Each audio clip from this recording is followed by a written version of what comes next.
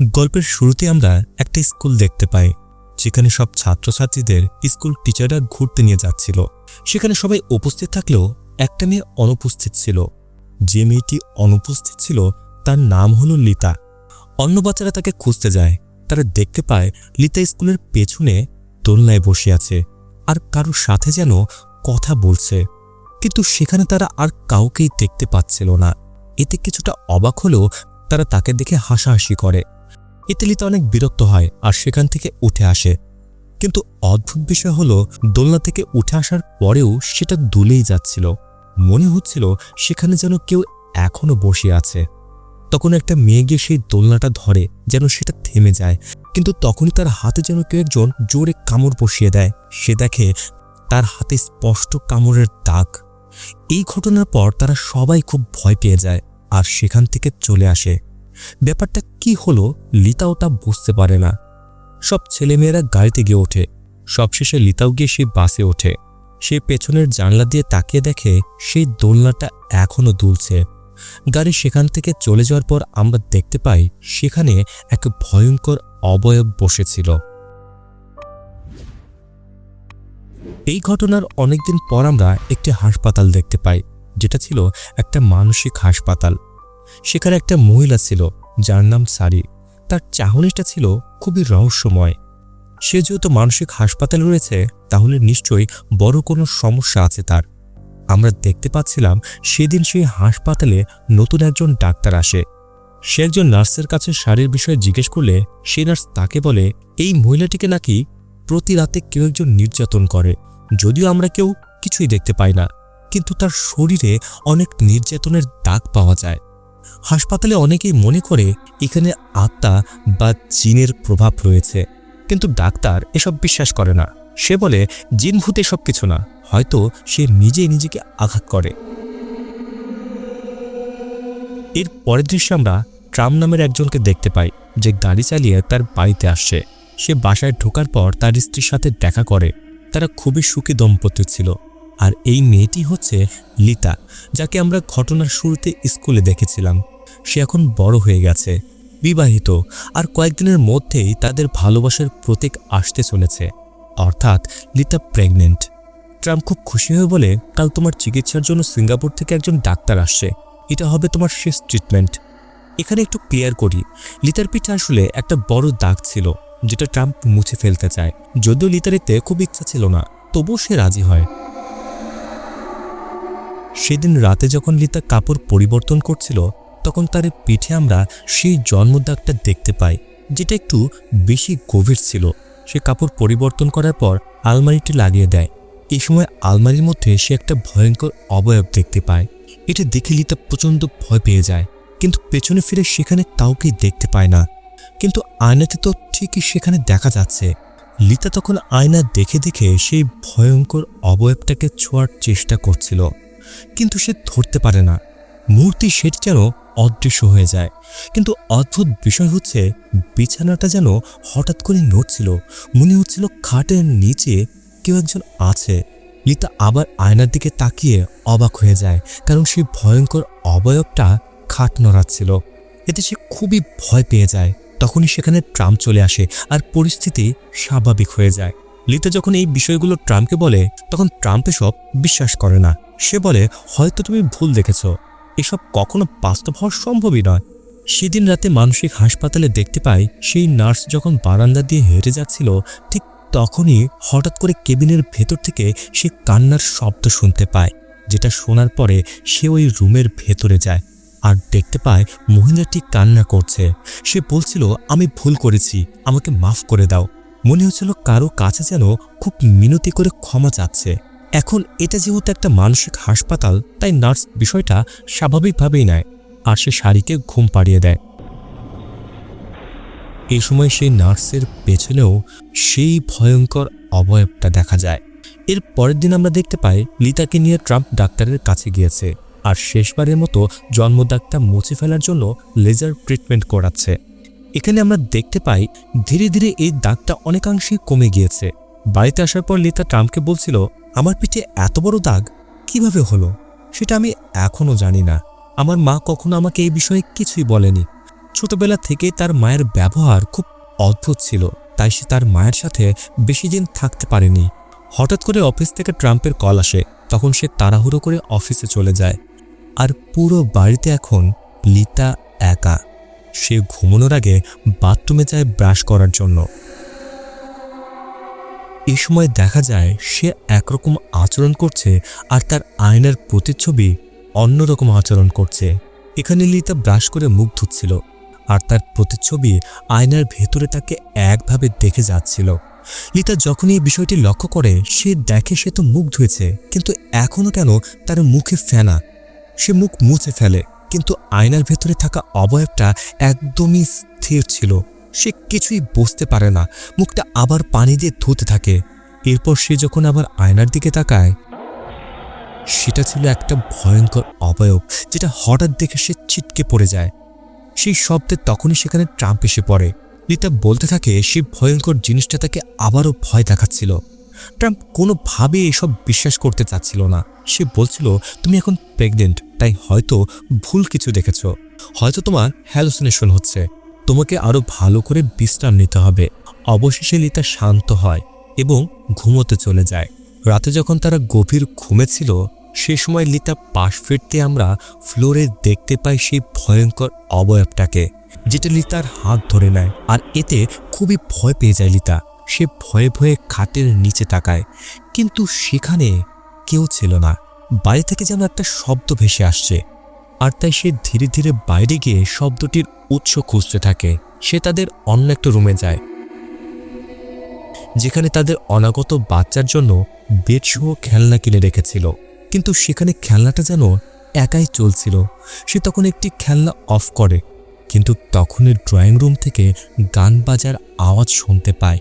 সে সেখানে যাওয়ার পর দেখতে পায় সেখানে থাকা মিউজিক প্লেয়ারটি নিজে থেকেই বেজে চলেছে। এখন সেটা অফ করতে হলে রিমোট দরকার। লিতা রিমোটটি নিয়ে সেটা অফ করে আর সেখান থেকে চলে আসতে থাকে, কিন্তু আবারও সেটা বেজে ওঠে। সে পুনরায় রিমোটটি হাতে নিতে যায়, কিন্তু এমন সময় রিমোটটা টেবিলের নিচে পড়ে যায়।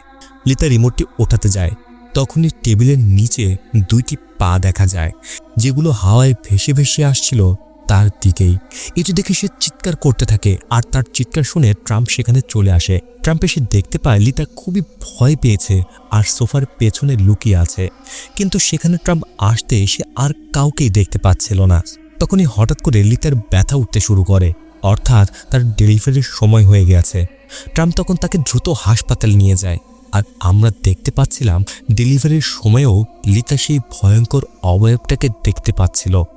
লিতা চেষ্টা করছিল তার হাজব্যান্ডকে দেখানোর, কিন্তু এগুলো যেন শুধুমাত্র লিতাই দেখতে পাচ্ছিল। এই সব কিছুর জন্য লিতা খুবই ভয় পাচ্ছিল।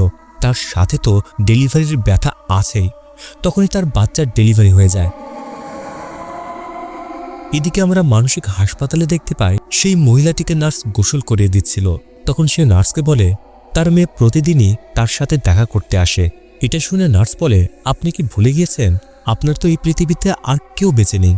কিন্তু আমরা দেখতে পাচ্ছিলাম সে অদ্ভুতভাবে তাকিয়েছিল, তার আশেপাশে যেন কেউ একজন আছে। অন্যদিকে আমরা দেখতে পাই লিতা আর ট্রাম্প তাদের নতুন বাচ্চা নিয়ে বাড়িতে এসেছে। তারা অনেক খুশি ছিল। এরপর বাচ্চাটিকে তারা তাদের সেই ঘরে রাখে, আর সেই ঘরের মধ্যে সিসি ক্যামেরাও লাগিয়ে দেয়, যারা দূর থেকেও তারা তাদের বাচ্চাকে দেখাশোনা করতে পারে। সেদিন রাতে লিতা ডিনার করে চেয়ারে বসে একটু আরাম করছিল। তার চোখ যখন লেগে আসবে, ঠিক তখনই সে তার বাচ্চার কান্নার শব্দ শুনতে পায়, আর তাই দ্রুত মোবাইলে সিসি ক্যামেরার ফুটেজ চেক করে।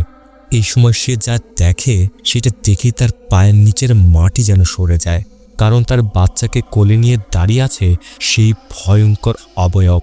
লিতা আর দেরি না করে দ্রুত সেখানে যায়, কিন্তু অদ্ভুত বিষয় হলো সেখানে গিয়ে সে দেখতে পায় কেউ নেই। সে দ্রুত বাচ্চাটিকে নিয়ে সেখান থেকে চলে আসে আর ট্রাম্পকে কল করে। সে ট্রাম্পকে বলতে থাকে যেন সে তাড়াতাড়ি বাড়িতে চলে আসে। এরপরে সে আবার ওই সিসি ক্যামেরা চেক করে, আর তখনই তার চোখ যেন কপাল উঠে যায়, কেননা বাচ্চাটি তো এখনও সেই ঘরেই আছে। তাহলে তার কোলে যে আছে সে কে? ভয়ে ভয়ে সে তার কোলের দিকে তাকায়, আর সে যা দেখতে পায় সেটা মোটেও কোনো মানুষের বাচ্চার মতো লাগছিল না। এতে সে প্রচণ্ড ভয় পেয়ে যায়, আর তখনই সেটাকে ফেলে দেয়। এই সময় প্রথমবারের মতো সেই শয়তান তার সামনে আসে। যার পেট দিয়ে খুব ভয়ঙ্করভাবে রক্ত বের হচ্ছিল। এটা দেখে সে খুবই ভয় পেয়ে যায় আর সেখান থেকে পালানোর চেষ্টা করে। এই সময় সে জিনটিও তার পিছু নেয়। সেখানে তখন ট্রাম্প এসে পড়লে সবকিছু আবারও স্বাভাবিক হয়ে যায়। লিতা এই পরিস্থিতির কথা বর্ণনা করলে ট্রাম্প একটু চিন্তায় পড়ে যায়। পরের দিন সকালে আমরা দেখতে পাই তাদের ঘরের দরজার ওপর ট্রাম্প কিছু রসুন আর মরিচ টাঙিয়ে রাখছে। এটা দেখে লিতা একটু রেগে যায়। তার রেগে যাওয়ার কারণ হচ্ছে সেই বিষয়টার ভালো সমাধান চায়, কোনো প্রতিকার চায় না। তাদের বাড়িতে যে কাজের মহিলাটি কাজ করত সেই মহিলার নাম হচ্ছে সিনা।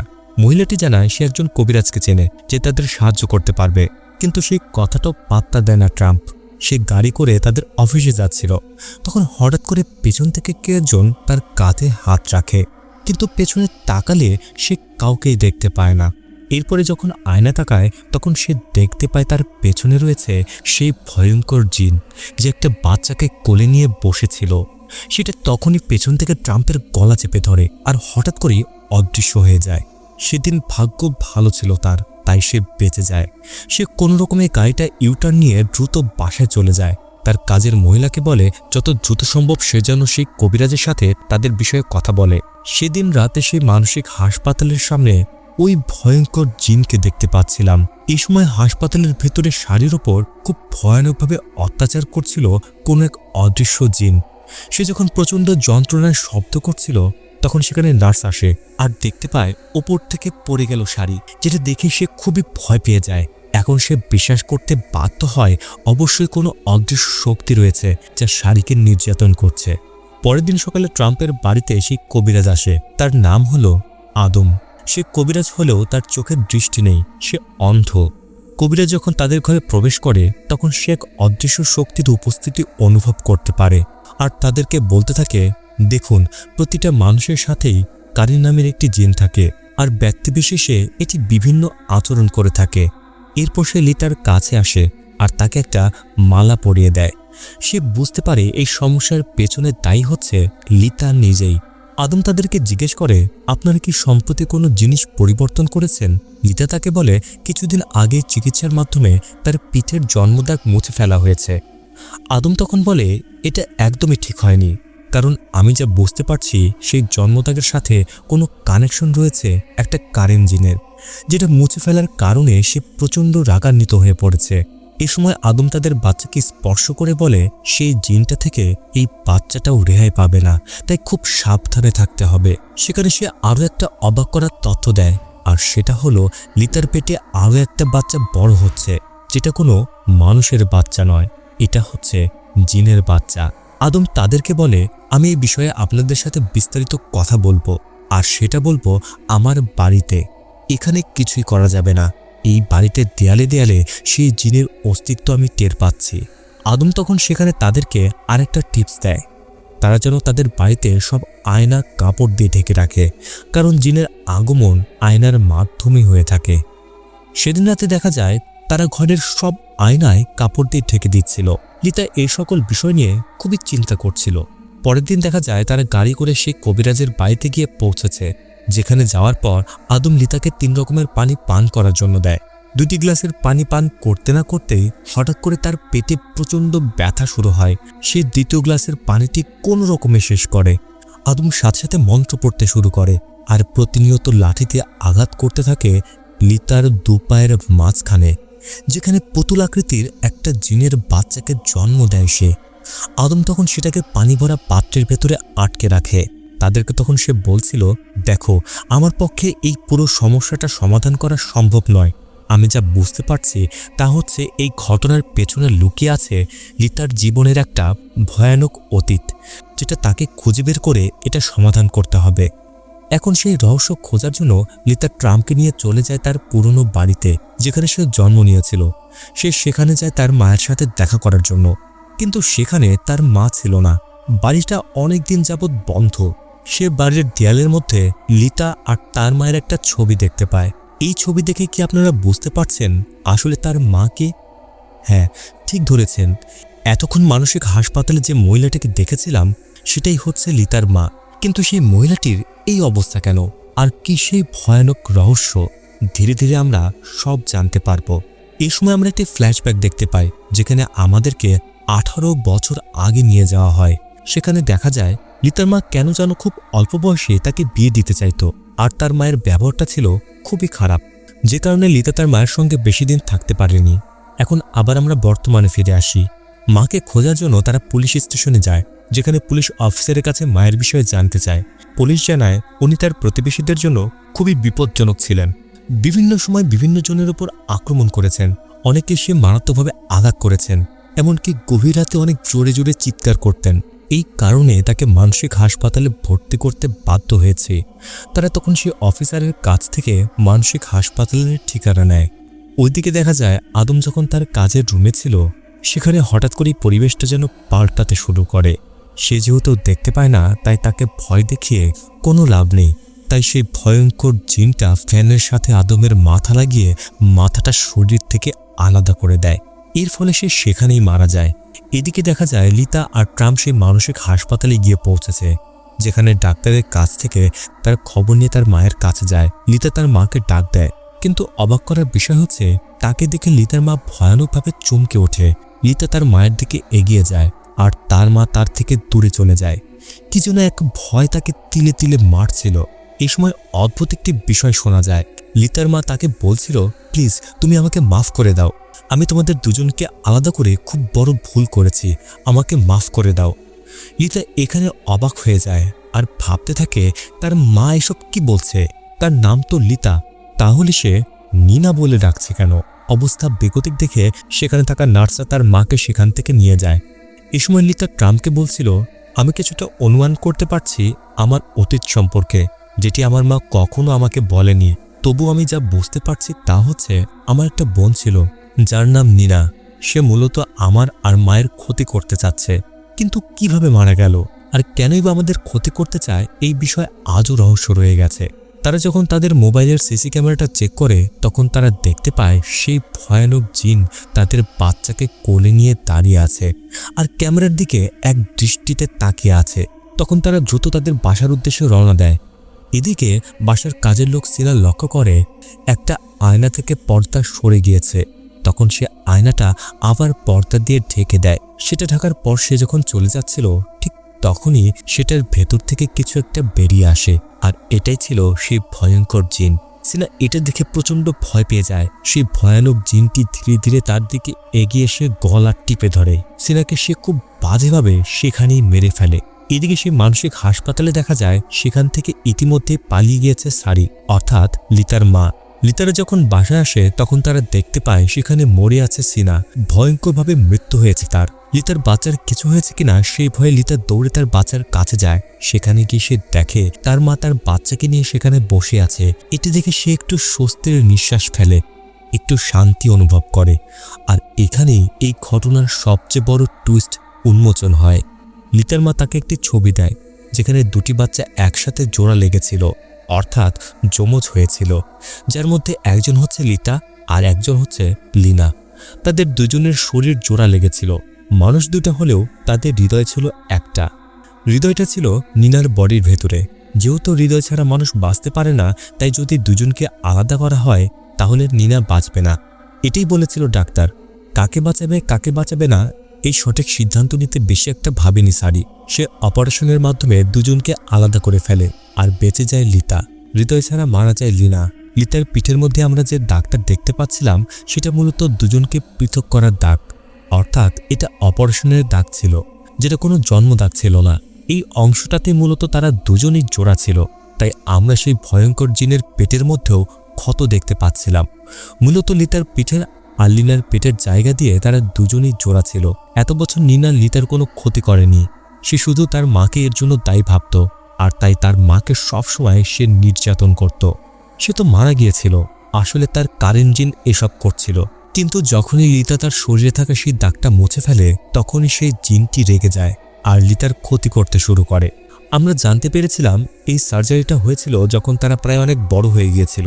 যাই হোক, এটাই ছিল ঘটনার মূল টুইস্ট। এরপর কি হয়? আমরা দেখতে পাই তার মায়ের ভেতরে ভর করেছে সেই কারেন্ট জিন। হঠাৎ করে সেটি লিতার উপর আক্রমণ করে। এটা দেখে ট্রাম্প তাকে আটকানোর চেষ্টা করে, কিন্তু নিনার সব থেকে রাগ বেশি ছিল ট্রাম্পের ওপরেই। কেননা তার কারণেই লিতা সার্জারি করে দাগটা মুছে ফেলতে রাজি হয়েছে। রাগে ক্ষোভে তখনই সেটা ট্রাম্পকে এক ভয়ঙ্কর মৃত্যু দেয়। লিতা কি করবে কিছুই বুঝে উঠতে পারছিল না। তখন সে তার বাচ্চাকে নিয়ে সেখান থেকে পালিয়ে যাওয়ার চেষ্টা করে। সে রান্নাঘরে যায় আর বাচ্চাকে বাঁচানোর জন্য একটা ড্রয়ারের ভেতরে রেখে দেয়। লিতা বাঁচার জন্য এখানে ওখানে লুকিয়ে থাকে, কিন্তু কোনোভাবেই কাজ হয় না। সেই জিনটাকে খুঁজে ফেলে। অনেকক্ষণ এসব করার পর অবশেষে সে তার বাচ্চাকে নিয়ে এই বাড়ি থেকে বের হওয়ার চেষ্টা করে। ঠিক তখনই তার সামনে এসে পড়ে সেই জিন। তার মায়ের ভেতরে থাকা সেই জিনটি তাকে বলছিল, তুমি আমাকে তোমার হৃদয় দিয়ে দাও, তাহলে আমি তোমার বাচ্চাকে ছেড়ে দেব। লিতা তখন তার বাচ্চাকে পাশে রুমে রেখে একটা ছুরি তুলে নেয়। তার বাচ্চাকে বাঁচিয়ে রাখার জন্য তার কাছে আর কোনো উপায় ছিল না, তাই সে তার হৃদয়ের ভেতরে ছুরিটা ঢুকিয়ে দেয়। এতে করে মৃত্যু হয় লিতার। এই সময় দেখা যায় তার সাথে সাথে সেখানে লুটিয়ে পড়ছে সারির ভেতরে থাকা সেই জিন। কেননা তারা তো একটা হৃদয় নিয়ে জন্মগ্রহণ করেছিল। যেহেতু লিতা নেই, তাই নিনাও থাকবে না। ঠিক তখনই সেখানে অ্যাম্বুলেন্স আসে আর তাদেরকে রেস্কিউ করে হাসপাতালে নিয়ে যায়। ঘটনা শেষে আমরা দেখতে পাই লিতা এখনও বেঁচে আছে আর কোলে তার বাচ্চা। এ সময় নার্স এসে জানায়, আরেকটি সার্জারি করলেই তুমি পুরোপুরি সুস্থ হয়ে যাবে। কিন্তু সেই নার্স চলে যাওয়ার পর লিতা বলতে থাকে, আমি লিতা নই, আমি নিনা। অর্থাৎ গল্পটি এখনও শেষ হয়নি।